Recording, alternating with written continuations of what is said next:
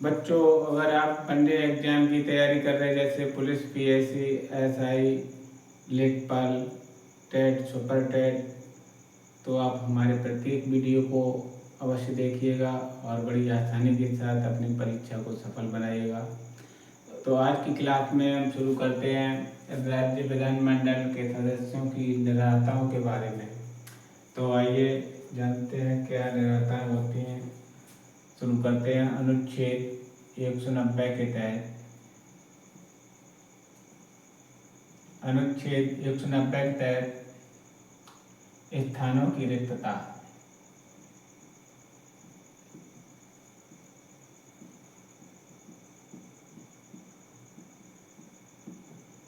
किनके स्थानों की रिक्तता? विधानमंडल के सदस्यों के स्थानों की रिक्तता। किस तरीके से होती है रिक्तियां ये?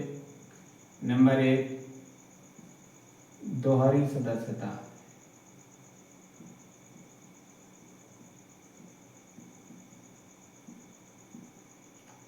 नंबर 2,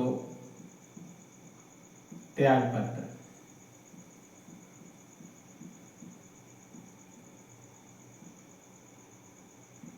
नंबर 3, अनुपस्थिति।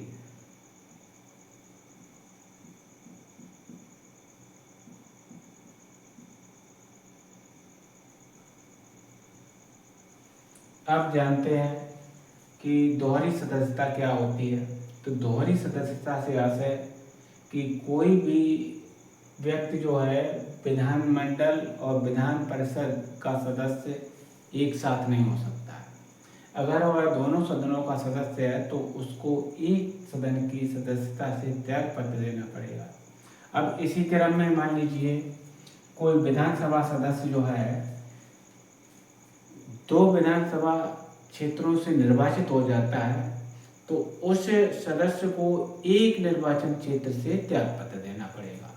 यहाँ पर ये बात हो गई विधानमंडल के परिप्रेक्ष्य में। अब बात करते हैं जैसे कोई विधानसभा का सदस्य जो एमएलए है वो संसद के लोकसभा या राज्यसभा का सदस्य चुना जाता है या निर्वाचित होता है तो उस स्थिति में भी जो विधानसभा का सदस्य है उससे इस्तीफा देना पड़ेगा उसको। तो कहने का आशय यह है कि किसी भी सदन का जो सदस्य है वो एक साथ 2 सदनों का सदस्य नहीं रह सकता। तो इस तरीके से जो त्याग पत्र जिस सदन से देगा उस स्थान को उसे रिक्त माना जाएगा। तो ये तो व्यक्तियों के संबंध में बात हुई दोहरी सदस्यता के संबंध में। इसी तरीके से अगर कोई व्यक्ति किसी कारणवश त्याग पत्र दे देता है तब भी उसका स्थान जो रिक्त हो जाएगा तो उसको भी स्थान की रिक्तता कही जाएगी। इसी तरीके से जब कोई विधानमंडल का सदस्य है चाहे वो विधानसभा का हो चाहे विधान परिषद का हो, अगर वह 60 दिन तक अध्यक्ष विधानसभा में अध्यक्ष होते हैं और विधान परिषद में सभापति होते हैं तो अध्यक्ष और सभापति की अनुमति के बगैर अगर 60 दिन तक वह अनुपस्थित रहता है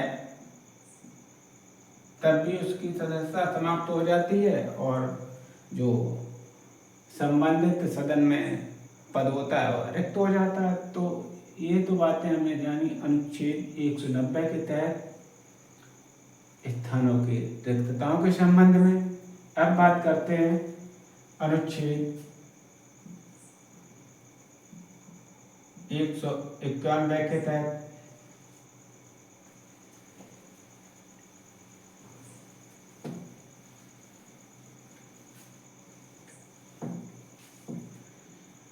अनुच्छेद 191 के तहत जो सदस्यों की निरर्हताएं होगी तो निरर्हताएं क्या है कि जो सदस्य है वह किसी लाभ के पद पर न हो,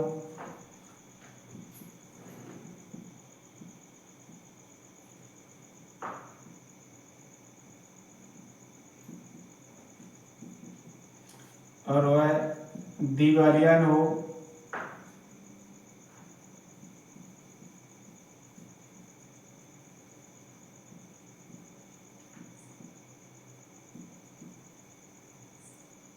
और वह भारत का नागरिक ना होने पर,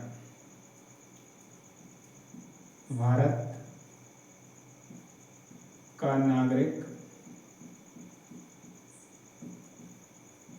न होने पर भी वह निर्योग माना जाएगा। इसी तरीके से दल बदल कानून के तहत जो निर्योग्यता है वह होने पर भी वो निर्योग माना जाएगा। अब बात करते हैं अनुच्छेद 192 के तहत।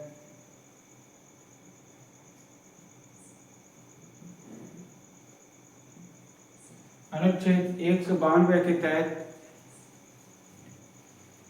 निर्भरताओं को निश्चित करने का काम जो है वो राज्यपाल करते हैं कि कौन सा सदस्य जो है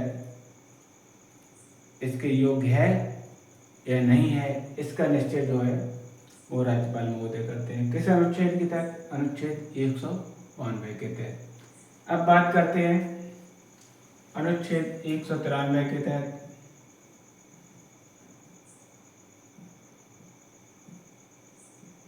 अनुच्छेद 193 कहता है कि जो व्यक्ति अनुच्छेद 188 के तहत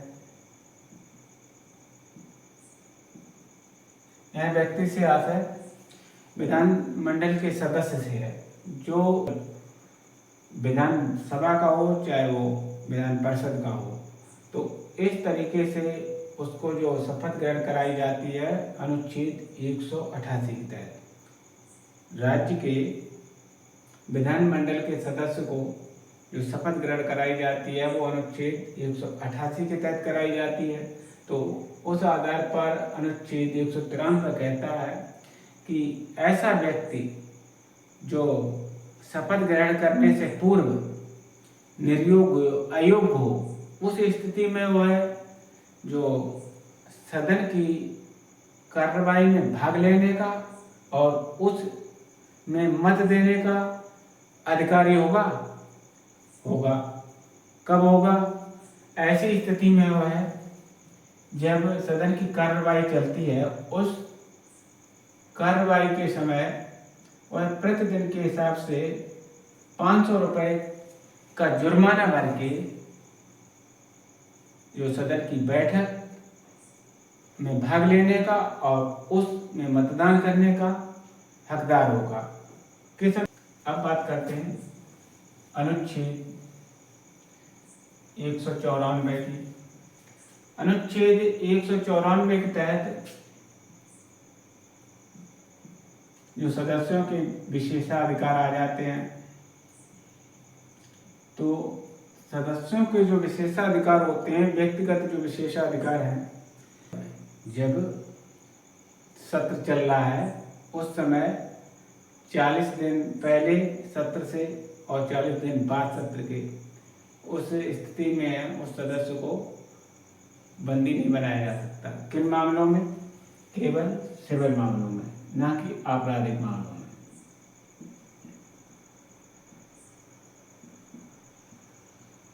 तो ये तो हो गई अनुच्छेद 194 के तहत जो विधानमंडल के सदस्यों के विशेषाधिकार की बात। अब बात करते हैं अनुच्छेद 195 के तहत। अनुच्छेद 195 के तहत जो है विधानमंडल के सदस्यों के वेतन भत्ते आते हैं।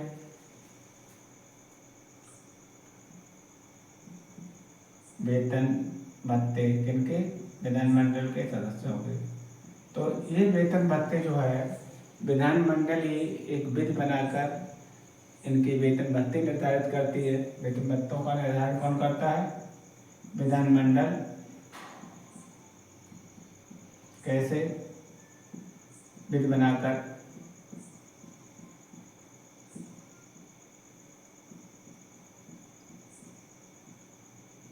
तो अब बात करते हैं विधानमंडल के विधायी शक्तियों के संबंध में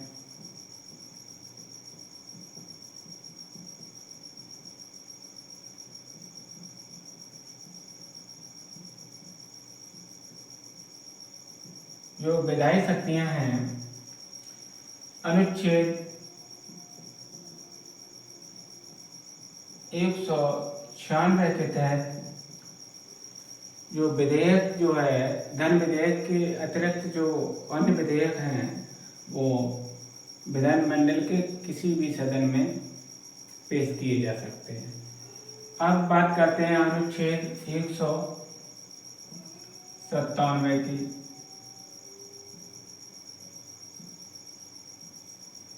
अनुच्छेद 197 के तहत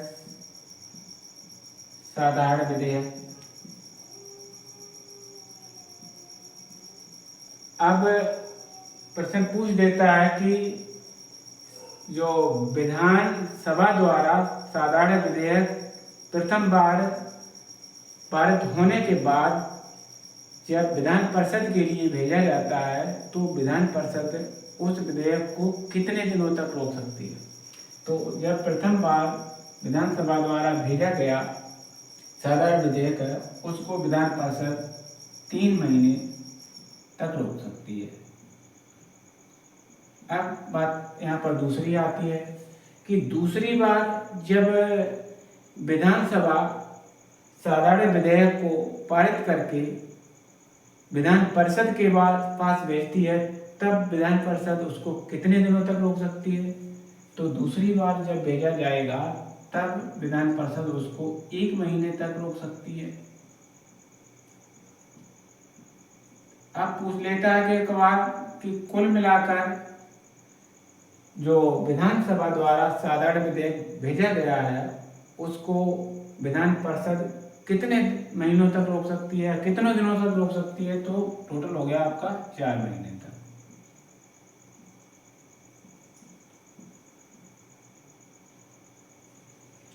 अब बात करते हैं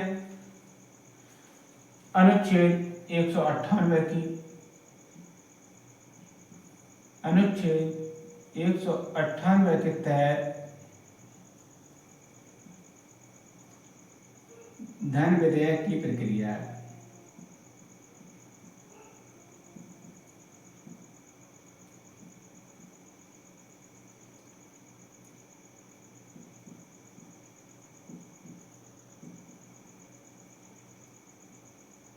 अब सवाल पूछ देता है कि विधानमंडल में जो है धन विधेयक किस अनुच्छेद से संबंधित है। तो धन विधेयक जो है वो है 198 के तहत जो उसकी प्रक्रिया संबंधित है। अब यहाँ पे सवाल ये पूछता है कि विधानसभा द्वारा जो धन विधेयक पारित करने के बाद विधान परिषद के लिए भेजा जाता है, तो उस स्थिति में विधान परिषद उस विधेयक को कितने दिनों तक रोक सकती है। तो धन विधेयक को विधान परिषद जो है 14 दिनों तक रोक सकती है। तो ये आपका सवाल हो गया। तो यहाँ से ये बहुत ही महत्वपूर्ण सवाल हैं, इनको आपको हमेशा याद रखना। अब अनुच्छेद 199 के तहत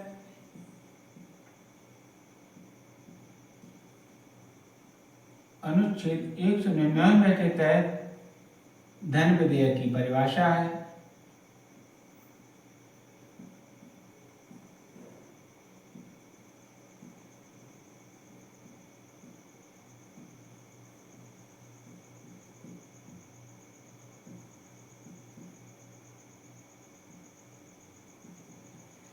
तो यहाँ पर ये बात आ जाती है कि कौन सा विधेयक जो है धन विधेयक है या नहीं है, इस बात का निर्णय कौन करेगा। तो इस बात का निर्णय जो है विधानसभा अध्यक्ष करेंगे। विधानसभा अध्यक्ष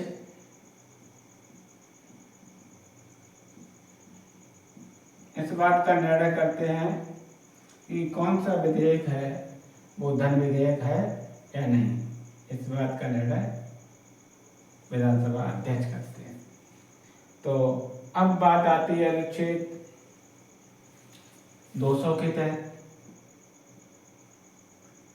अनुच्छेद 200 के तहत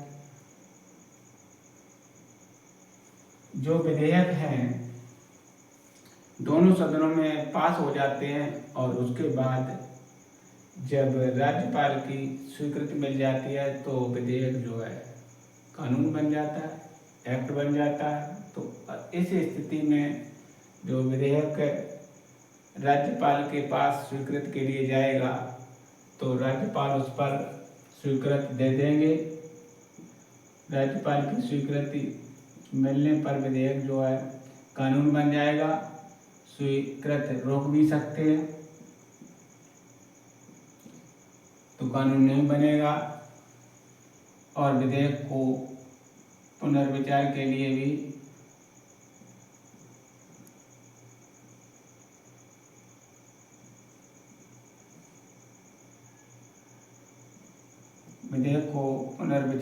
भी भेज सकते हैं। इस तरीके से हमने विधानमंडल के जो सदस्यों की आर्ताएं पढ़ी, उनके विशेषाधिकार पढ़े और उनकी जो विधानमंडल की विधायी शक्तियाँ उनके संबंध में पढ़ा। और इसके साथ ये भी जाना कि परीक्षा उपयोगी प्रश्न अनुच्छेदों के तहत कौन कौन से बन सकते हैं। तो आज की क्लास में बस इतना ही, यहीं पर ये क्लास समाप्त करते हैं।